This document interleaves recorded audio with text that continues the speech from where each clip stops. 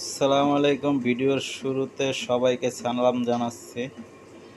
তো আমার এক সাবস্ক্রাইবার ভাই লিখছেন যে ভাই আমি ইউটিউবের থাম্বনেল কিভাবে বানাই এবং এই থাম্বনেল আপনি কিভাবে বানাইতে পারবেন এই বিষয়ে একটা ভিডিও আপলোড করার জন্য বলছেন আমার এক সাবস্ক্রাইবার ভাই।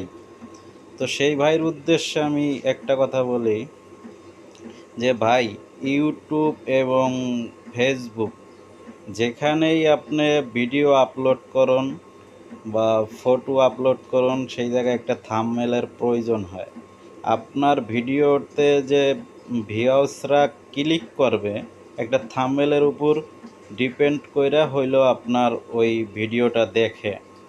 তো আপনি মানুষের সামনে যদি থাম্বনেল না সেট করেন, আপনি কি বিষয় বা কি কোন ধরনের ভিডিও আপনি আপলোড করতেছেন সেটা না বুঝাইতে পারলে আপনার ভিডিওটা দেখবে না, স্কিপ কইরা চইলা যাইব। তাই চলুন আজকের ভিডিওর থেকে আপনি শিখতে পারবেন থাম্বনেল কিভাবে বানাইতে হয়।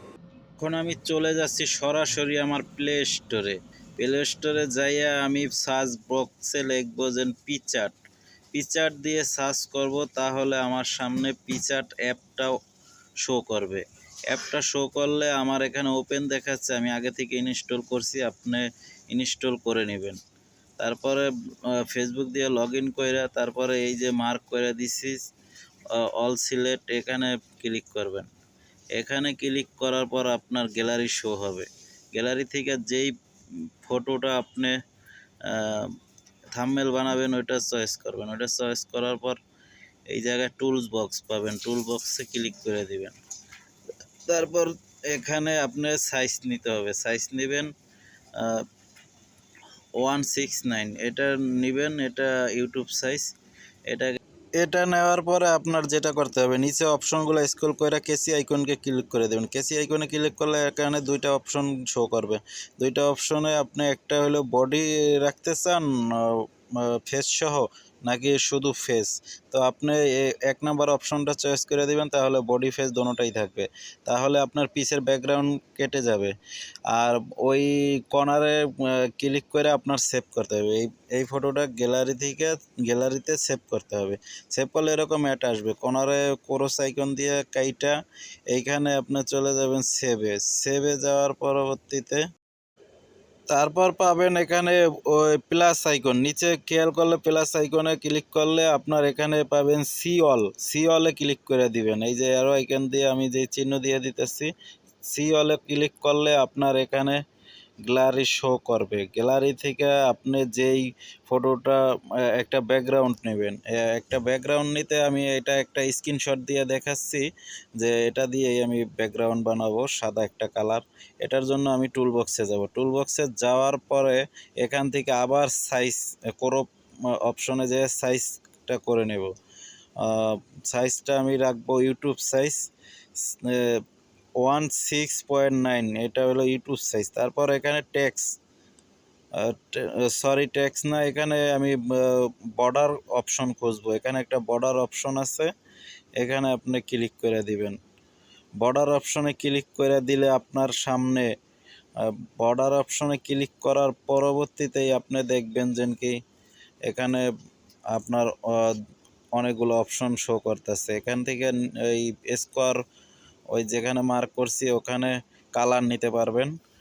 অনেক পদের কালার আছে, ওখানে টাচ দিলেই আপনাকে কালার করবে। তার পরবর্তীতে ওই তিনটা লাইন যে দেখতেছেন বাড়ানো কমানো, ওটা দিয়ে আপনি চিকন বড় ছোট এগুলি বর্ডার করে নিতে পারবেন।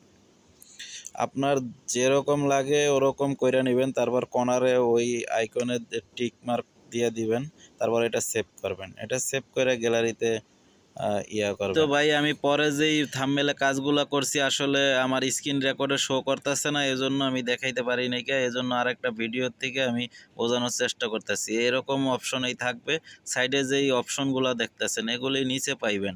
নিচে পাইলে আপনার কাজটা হবে কি, আপনি গ্যালারির থেকে যেই ব্যাকগ্রাউন্ডটা নেবেন আগে, তারপর ওই ফটো প্লাস আইকন দেওয়া একটা ফটো পাবেন। এখানে ক্লিক করে ওই ফটোটা আনবেন আপনি যেটা ব্যাকগ্রাউন্ড রিমুভ করছেন। তার পরবর্তীতে আপনাকে করতে হবে যেটা, এখানে দেখবেন যে উপরে থেকে এই 3 নাম্বার অপশনটা, এই অপশনটায় আপনাকে ক্লিক করতে হবে।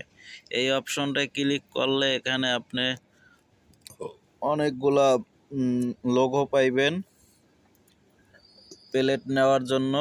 তো সেজন্য আপনাকে স্কোয়ারটা সিলেক্ট করতে হবে। স্কোয়ারটা সিলেক্ট করার পরে আপনি ওই স্কোয়ার অপশনে চাপ দেওয়ার পরে ওখানে লেখা থাকবে একটা ফুল অপশন পাবেন, ওটায় টিক মার্ক দিয়ে দিবেন। তার পরবর্তীতে এই ফটোর উপরে টাচ করলে আপনার এরকম প্লেট শো করবে। প্লেট শো করার পরবর্তীতে আপনাকে দেখাবে ওখানে কালারের জন্য অপশন পাবেন, ওই কালারে আপনি ক্লিক করে দিবেন। ওই কালারে ক্লিক করলে আপনার ইচ্ছা মতো আপনি কালার চেঞ্জ করে নিতে পারবেন, যেটা দরকার ওটা নিতে পারবেন।